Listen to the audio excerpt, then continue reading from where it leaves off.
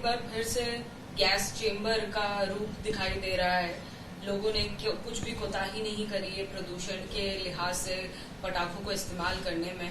अगर आप इसमें बता सके कि प्रदूषण में किस किस चीज का कितना हिस्सा होता है तो हमारे दर्शकों को बहुत मदद मिलेगी। देखिए, दिल्ली की जो स्थिति पिछले एक हफ्ते से, पिछले 10 दिन से ऑलरेडी दिल्ली बहुत ज़्यादा प्रदूषित थी। लगभग 300-330 तक AQI इंडेक्स हमारा था, एयर क्वालिटी इंडेक्स दिल्ली का था।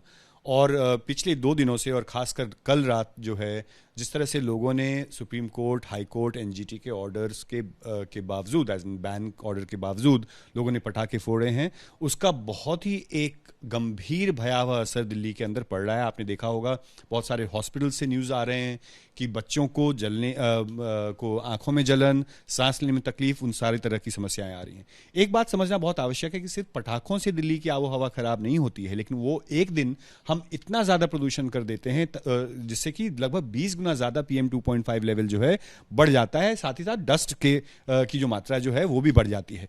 दिल्ली के प्रदूषण में बहुत कारण है, मतलब 365 दिन के जो प्रदूषण की हम बात करें, लगभग 30% प्रदूषण का कारण जो है वो वेहिकुलर पोल्यूशन है, जो हमारे व्हीकल से निकलता है, प्राइवेट व्हीकल से आता है, 2 व्हीलर से आता है, ट्रक्स के मूवमेंट से आता है। लगभग 25 से 30% प्रदूषण जो है वो डस्ट का है, वो चाहे वो कंस्ट्रक्शन एंड डिमोलिशन डस्ट हो या रोड साइड डस्ट हो।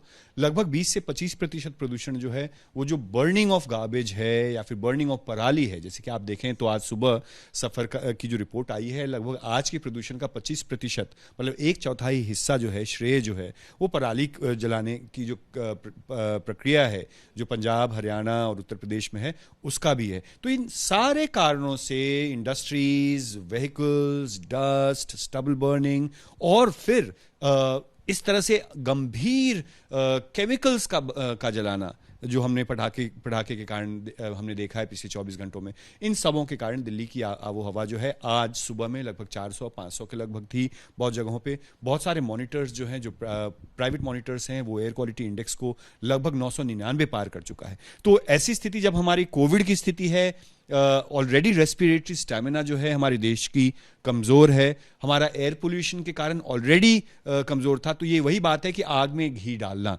अगर हम पहले से बीमार थे, हमने अपने आप को और जो है सेल्फ डिस्ट्रॉय किया है इस पूरे के पूरे पटाखे जलाने से। प्रदूषण पर क्यों काबू नहीं हो रहा है और हमें अभी क्या जरूरत है करने की, जो अर्जेंसी में अब करना ही चाहिए? देखिए, हमें ये सोचना बहुत ज़रूरी है कि हमें साल में 365 दिन प्रदूषण के ऊपर काम करना पड़ेगा, और इसमें जिम्मेदारी जो है केंद्र सरकार की, राज्य सरकारों की, इवन म्यूनिसिपैलिटीज़ की है।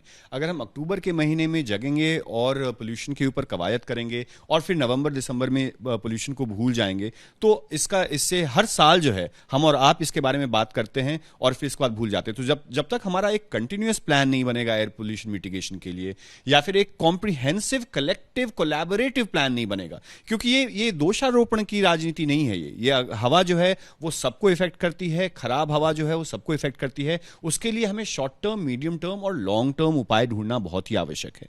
हमें शॉर्ट टर्म में हम अगर आप देखें तो एक इमरजेंसी मेजर्स जो हैं वो लाना बहुत जरूरी है, जिसको हम अभी कह रहे हैं कि हम वाटर स्प्रिंकलिंग करेंगे, या फिर हम जो व्हीकुलर मूवमेंट जो है उसको हम लिमिट करेंगे। साथ ही साथ जो बर्निंग एक्टिविटीज हो रही है, चाहे वो स्टबल बर्निंग हो या वेस्ट बर्निंग हो लैंडफिल्स में, उसको हम कंट्रोल करेंगे या रिस्ट्रिक्ट करेंगे, जो कि कानूनन रूप से ये सबको 365 दिन नहीं होने चाहिए। वेस्ट का बर्निंग इलीगल है, तो वो तो शॉर्ट टर्म हो गया। और मीडियम और लॉन्ग टर्म में हमें अपने पब्लिक ट्रांसपोर्ट पे जो है इन्वेस्ट करना बहुत ही आवश्यक है। जैसे मैंने कहा, 30 से 35% प्रदूषण जो है वो व्हीकल्स से है, और जिस तरह से हम देखते हैं कि लोगों का डिपेंडेंस प्राइवेट व्हीकल्स में ज़्यादा है ना कि पब्लिक ट्रांसपोर्ट में, तो पब्लिक ट्रांसपोर्ट रेजीम को स्ट्रेंथन करना बहुत ही ज़्यादा आवश्यक है। साथ ही हैफ हैजर्ड डेवलपमेंट जो दिल्ली और दिल्ली के आसपास जो हो रहा है, जिस तरह की कंस्ट्रक्शन एक्टिविटीज़ दिल्ली के आसपास होते हैं वो, और बहुत बार तो हम कंस्ट्रक्शन देखते हैं कि पेड़ों को काट के किया जाता है। तो उन सब एक्टिविटीज़ में अगर जब तक हम एक होलिस्टिक प्लान नहीं बनाएंगे, तो हम जैसे लोग दिवाली के बारे में चर्चा करते हैं, लेकिन सिर्फ दिवाली ही सिर्फ कारण नहीं है वायु प्रदूषण का, बहुत सारे कारण हैं। और हमने देखा है कि सरकारें जो हैं वो नाकाम हैं, वो सोती हैं, वो इसके बारे में कोई एक सिलसिलेवार बजट एलोकेशन में नहीं होता है, कोई एक सिस्टेमिक एक सेक्रेटेरिएट नहीं बनता है। अगर आप देखें तो 4-5 दिन पहले एक रिपोर्ट आई है जिसके तहत सिर्फ 9% जो कंप्लेंट्स होते हैं एयर पोल्यूशन वायलेशंस के, उन पे ही सिर्फ काम होता है, अटेंड किया गया है। 91% जो है उस पर काम एक्शन ही नहीं है। तो उसको हमें एक बहुत सारे शहर जो हैं विश्व के, अगर AQI 200 पहुंचता है तो उनको बंद कर दिया जाता है, शहरों को इवैक्यूएट कर दिया जाता है, क्योंकि बहुत ही एक गंभीर स्थिति है। हमको, आपको, सबों को सिर्फ एक संख्या लग रहा होगा कि एक नंबर है 200, 300, 400, नहीं।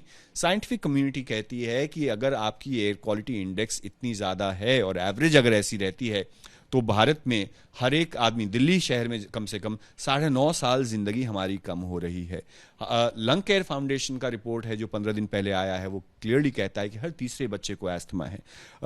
लैंडसेट की रिपोर्ट जो है, जो कि वर्ल्ड की सबसे क्रेडिबल ऑर्गेनाइजेशन है पब्लिक हेल्थ के ऊपर, उनका कहना है कि 15 लाख लोग प्रीमेच्योरली भारतवर्ष में हर वर्ष जो है मरते हैं क्योंकि एयर पोल्यूशन के कारण। तो जब ये सारे कारण हमारे सामने हैं तो हमें वो सारे कदम उठाने बहुत आवश्यक हैं, चाहे वो पब्लिक ट्रांसपोर्ट से रिलेटेड हो जो कि कलेक्टिव एक पब्लिक स्पेस में काम है, और जो है रिस्ट्रेन करना, जो कल लोगों ने किया बहुत ही गलत किया। सुप्रीम कोर्ट के आदेश के बावजूद सोडियम, पोटेशियम, लेड, मर्क्यूरी, इन सबों में आग लगाना, और हमारे ऑलरेडी जो बच्चे हैं जिनको अभी तक बाय द वे कोविड के टीका नहीं लगा है, और वो सबसे ज्यादा वल्नरेबल हैं कोविड से को लेकर के, और उनका जो एस्थमा है, उनका जो रेस्पिरेटरी स्टैमिना है ऑलरेडी कॉम्प्रोमाइज्ड है, और फिर हमने अपने पांव पे कुल्हाड़ी मारा है कल रात को।